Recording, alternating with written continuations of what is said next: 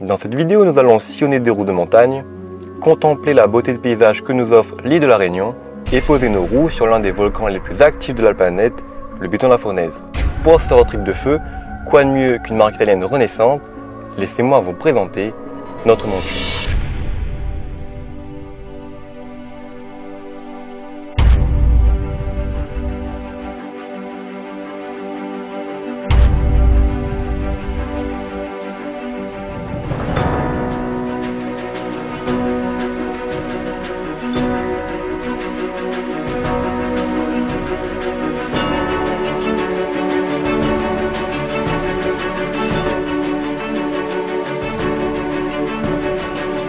Comme vous l'avez vu dans notre vidéo road trip autour de l'île de la Réunion, l'hiver ici c'est pas ce qu'il y a de pire.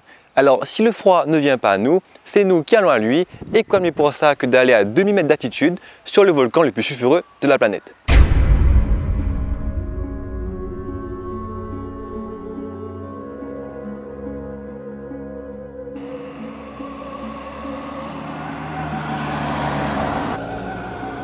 Alors là, vous pourrez vous demander, pourquoi un Stelvio? Eh bien, tout d'abord, pour la passion. Alfa Romeo est une marque italienne qui a toujours su faire rêver les passionnés automobiles, notamment avec leur fameux modèle badgé QV. Alors, comment trouver un meilleur SUV pour nous en tant que passionnés? Et surtout, dans un monde où tous les SUV se ressemblent, le Stelvio, lui, est différent. Bon, le seul petit bémol chez notre modèle d'essai, c'est un diesel.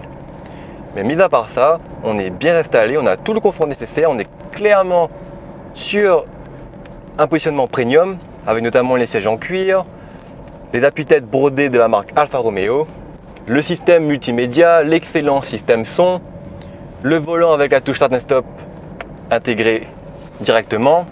Le moteur de notre version développe 200 chevaux qui est amplement suffisant pour propulser la bête qui pèse pas moins d'une tonne 8. Malgré que ce soit l'un des SUV les plus légers du marché, un bon point pour Alfa Romeo. La boîte est très douce, on n'a pas d'à-coups, on dispose du système Q4, transmet 100% de la puissance en permanence au roue arrière et qui est capable de transmettre 50% du couple au roue avant si nécessaire. Quand on vous dit que le Stelvio est différent, c'en est la preuve.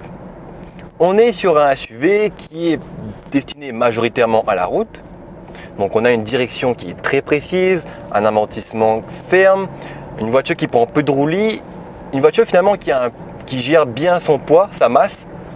Il en résulte malgré tout du coup un confort très spartiate sur route dégradée, mais c'est clairement pas le but du Stelvio. Le Stelvio vous donnera un agrément de conduite excellent sur route.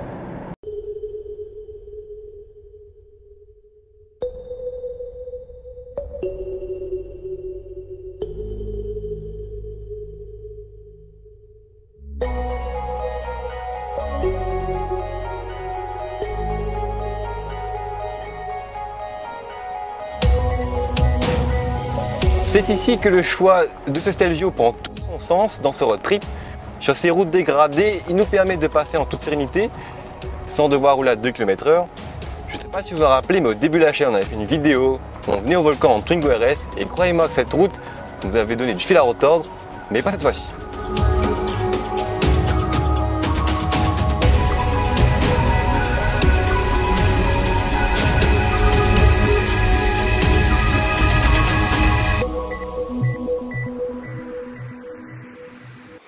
Nous sommes arrivés au volcan, là dehors il fait bien froid, la voiture indique 20 degrés, mais le vent est extrêmement glacial. Croyez-moi que j'ai pas envie de sortir de la voiture, d'autant plus qu'on est bien installé avec le volant chauffant. Mais bon, on est venu là pour faire de belles images, c'est parti. Le Stelvio nous a amené à la destination finale, nous sommes au Pas de Bellecombe. Derrière moi se situe le Piton de la Fournaise, l'un des volcans les plus actifs au monde. Je vous laisse admirer la vue.